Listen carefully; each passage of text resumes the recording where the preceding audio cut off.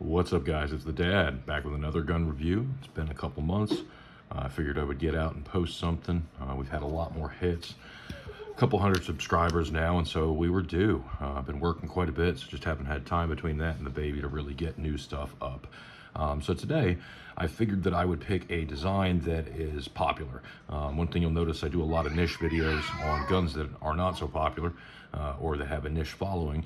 So something that everybody's either at least heard of, many of you will carry, or many of you are considering, will be Smith & Wesson's M&P Shield line. The one sitting here is not the newest model. This is an M&P 40 Shield. They now have other options. Obviously, they have the 9, they have the EZ lineup, which is operationally a little different. They've got the M&P Plus Shield, which will give you greater capacity. Same slide, but with greater capacity. They go to a double stack mag on those guys. But this is going to encompass a little bit from all of those, so you can get an idea of what the offerings are. So I kept my 40 Shield, and I did that because it's still the only option they have in the caliber. Now, if you're going to 9mm, you can go with a similar design, still what they call a stack and a half, which isn't a true double stack. That'll give you an additional round. So Big Mag would give you 8 on that versus 7 on the 40. The flush fitting mag would give you, I guess, 6 in 40 versus 7 in 9. And then the newest model is the M&P Plus, and I believe they'll give you upwards of 10 to 12 rounds depending on which mag you're selecting there. But here's the cool part, all equally reliable. The design's been out for over 10 years now. There are no bugs left to work out, and they've sold like hotcakes at IHOP. I mean, literally, Smith has probably sold more of the Shield model than they have their standard lineup, at least among the concealed carry crowd. But here's what's cool with it too. Aftermarket support is just absolutely flowing on this gun. When they've made these revisions to them, with the exception of the EZ series, we're still using the same holster. This means that if you had an M&P Shield 9 in the original fashion, you wanted more capacity and you upgraded to go to the Plus, you don't have to buy additional holsters. The trigger guard circumference and shape, as well as the slide circumference, stays the same between those. We're really just getting a bigger magwell and greater capacity out of those new Plus lineups. Options on this are, we can get the gun with the safety. Without the safety, this one has it.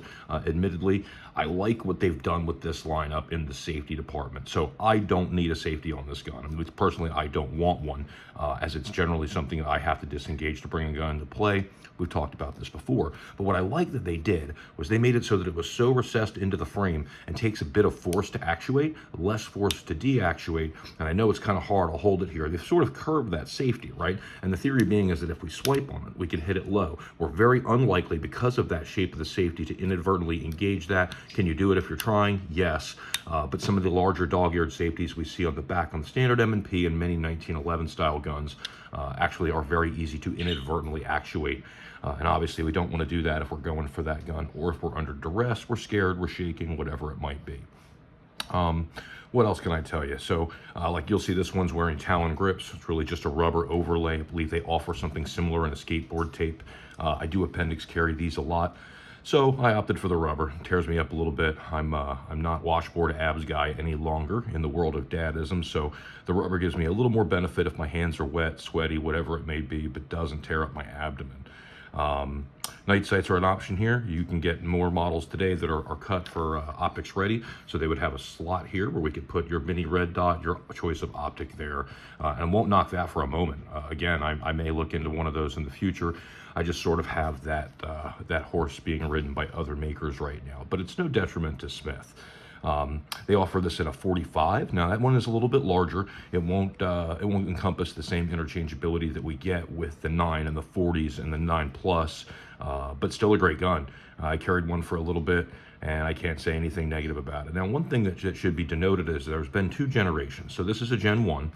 Gen 1s are why we went to these aggressive grip tapes, or in this case, the rubberized. The Gen 2s actually are much more aggressive in the polymer themselves. They're a little bit more gritty. They're meant to move less in the hand. This is a plus and a minus. I like it in the hand. It is, for me, slightly too abrasive directly against the skin. So I still have my 1. I've shot the 2s. They're great guns. They're really not any more or less reliable. It was really an ergonomic change with Smith. But your mileage may vary and your preferences may vary as well, and that is okay. Just do keep in mind, if you're looking at the 2.0s and you carry them against, the love handle, strong side position, or if you're carrying them abdomen and you are not in, 4% body fat kind of shape, you may find that it chews you up a little bit throughout the day as you're turning your torso. I definitely did. So, this can be fixed pretty simple. You can wear an undershirt, you can have something between you and the gun, and then your choice of holster may have a sweat guard or something that protects you from that as well. But it's definitely something to think about when you're selecting something for concealed carry. Yeah, beyond that, aftermarket support, we spoke on that briefly. Apex is kind of the go-to company here. Apex is known to do trigger upgrades for these. I believe they have stuff that will go from just basically smoothing that trigger out. I think they have something called the Duty Carry Action Enhancement Kit, which will make it much more easy to find a positive reset in between shots. Smith actually builds a version of these now in both generations called the Performance Center, which will give you upgrades up top. You'll either get fiber optic sights. We have the standard 3-dot white sights here. I believe they even offer those in night sights. And the Performance Center models have an additional benefit in that they will also come with a much better trigger from the factory. Now, I don't think their reset is really more prominent. This is where Apex still has a good market share, but their trigger pulls are definitely lighter and smoother. So if you're looking for, the best version of it you can get, that's fine. Where they're rated, I believe, from the factory is somewhere between 5.5 and 6 pounds. So if you get into the Performance Center models, you can pretty much shave a pound of resistance off of that. They're probably closer to 4.5. Yeah, I couldn't say enough great things about these guys. Are there other good options out there? Yeah, there are. I'm not saying that they're the bee's knees. What I am saying is that they have proven time behind them. There's so many variants available. If I have a dislike on this, and I'm trying to be fair, I'm not a huge fan of the EZ lineup. The EZ is one of the more recent itinerations, and they are made to have a lighter spring to be easier to rack, and there's certainly people who can utilize that. You guys can hear my son in the background. He's chewing on his bottle. So my apologies. But my issue with the EZ is they got away from the operational simplicity. There are things inside that basically add elements to fail. Still a great gun, still carries Smith's lifetime warranty, but just do keep in mind, unless you have an issue racking that slide, I would avoid them. It's increased recoil with the decreased spring tension. Yeah, it makes it easier to rack, but that slide also comes back with less resistance from the recoil assembly. Inherently, you will feel a little more when you shoot them. I think those are offered in both 9 and 380 as well.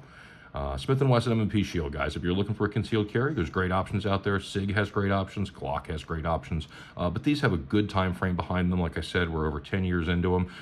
Probably the best aftermarket support, and not in terms of quality, but in terms of variety. They've just been out longer than the other guys. They were one of the first players to the game. I'm going to hit you with a bunch of opinions here that may piss people off and be unpopular. We'll put the Shield lineup above Ruger's LC lineup. While they are not guns I want to be shot with, I think the quality control on Smith is much more advantageous.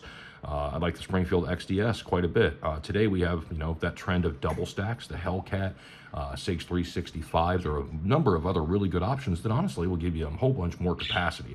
None of them are offered in 40. So that is why I still hold my Gen 1 Shield as an easy gun to carry that honestly I can knock around and not feel so bad about. If you shop around for a used one of these, I think I got mine for about $200, and the beauty of that is if you sweat on it, it bangs around in a bag, anything like that, you're not pissed. Do that with a $1,000 Hellcat RDP, you put a mark on it, and it's kind of like putting a dent in a 1911 or something that, you have a pretty solid fiscal investment in. So definitely still have their place, not their latest and greatest in capacity, but the only option I think outside of the PPS that's offered in 40, and definitely the most aftermarket support. Safety is your choice. You want it with the safety, you can get it that way. You want it without the safety, you can get it that way. All right, I gotta go. Somebody wants to have something other than a bottle. I hope you guys are doing great. It's cool to get a video back in here and see and get feedback all over again. Thanks for the follows. If you don't already, subscribe. I'll be back with another one soon. Have a great day, guys, and stay safe.